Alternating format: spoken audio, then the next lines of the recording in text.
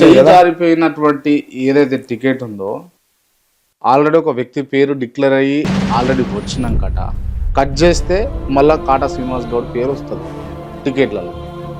గంత పవర్ చూపించారు నా కార్యకర్తలే కదన్నా, నా కార్యకర్తల బలమే కదా. రోజు కూడా ఏదో కాటా శ్రీనివాస్ గౌడ్కి అన్యాయం చేయాలనో లేకపోతే కాటా శ్రీనివాస్ గౌడ్ని రాజకీయాల నుంచి తొక్కేయాలనేది కాదన్న. అటువంటి పరిస్థితి మనందరూ తెలుసు. బీఆర్ఎస్ పార్టీ ఆ రోజు మున్రాజ్ కమ్యూనిటీకి ఓటు ఎక్కడ ఒక సీటు కూడా ఇవ్వలేదు. ఆ రోజు మొత్తం కూడా ధర్నాలు, ర్యాలీలు పెద్ద ఎత్తున కూడా వీళ్ళు ఆ కమ్యూనిటీ అంతా కూడా బాగా చేసింది. దానివల్ల కూడా కొంచెం ఏంటంటే ఆ కమ్యూనిటీకి ఇస్తే కొంచెం మనకి ఎట్లా అధికారంలోకి రావాలి మనం కాబట్టి ఏ ఈక్వేషన్ కూడా వదులుకోవద్దని ఆ ఈక్వేషన్ ఇచ్చిన విషయం అది తప్ప ఏదో కాటా శ్రీనివాస్ గౌడ్కి కావాలని లేపేయాలనే సీట్ అయితే కాదు. బట్ ఆ పరిస్థితులలో అది నా నంబర్ వెళ్ళింది. ఎందుకంటే మధు ఇక్కడ ఈ ప్రాంతం నుంచి ఉన్నాడు కాబట్టి నా నంబర్ వెళ్ళింది అందులో తప్ప ఎవరికి ఏమి వేరే రాజకీయాలు లేవన్న. అటు ఇటు తిరిగి అంటే బాణాలు మొత్తం కాటా శ్రీనివాస్ ఎందుకు పడుతుంది?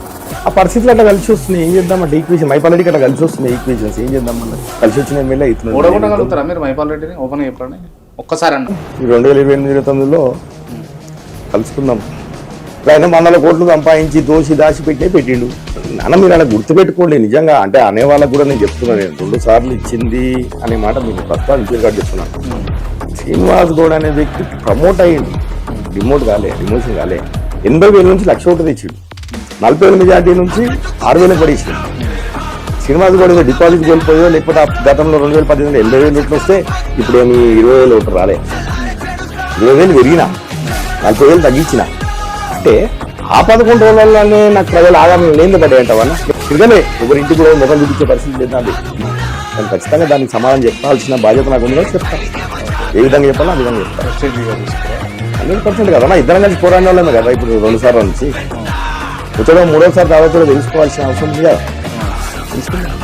పటాచార్ల కాంగ్రెస్ జెండా ఎగురుతుందా ఆఫీషియల్గా? 100%